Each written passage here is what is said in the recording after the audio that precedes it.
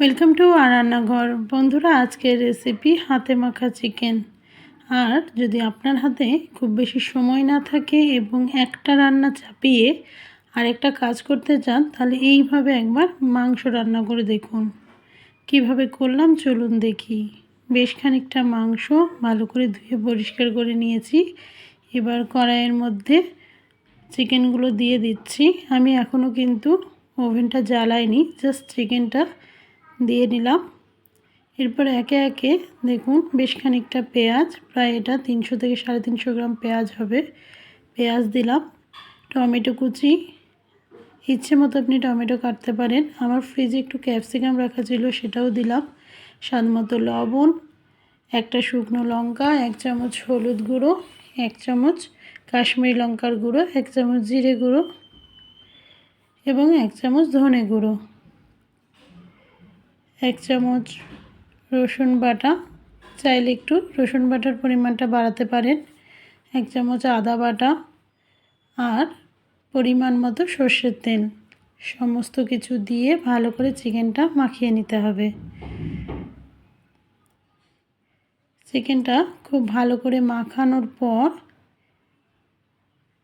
এরপর একটু জল নিতে হবে এবং হাতটা নিশ্চয়ই বাইরে ধোবেন না, এই মশলা মাখা হাতই একটু জল দিয়ে ধুয়ে জলটা দিয়ে দিতে হবে।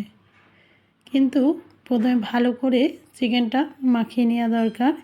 আমি চিকেনটা মাখানোর পর এবার জল দিয়ে দিলাম। এবার ওভেনটা জ্বালানোর পর দেখুন চিকেনটা আস্তে আস্তে জল ছাড়বে।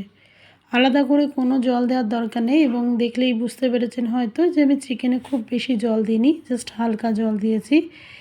এবার ঢাকা দিয়ে দিলাম।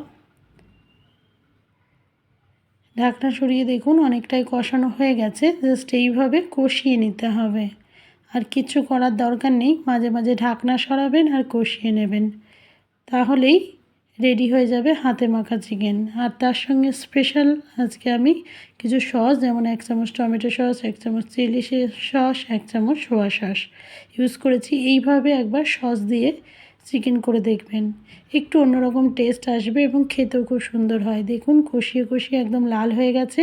আমি আলাদা করে কোনো এক্সট্রা জল ব্যবহার করিনি এবং এর মধ্যে চিকেনও সেদ্ধ হয়ে গেছে।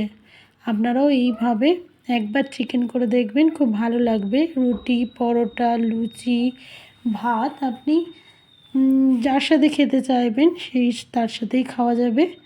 তো আপনাদের যদি আমার রেসিপিগুলো ভালো লাগে তাহলে প্লিজ অন্যদের সাথে শেয়ার করবেন এবং লাইক কমেন্ট অবশ্যই করবেন। ভালো থাকবেন, সুস্থ থাকবেন। আমি তো গরম গরম ভাতেই এই চিকেনটা পরিবেশন করেছি। আর অসাধারণ এক চিকেন রান্না হয়েছিল, আপনারাও করে দেখুন। Thank you.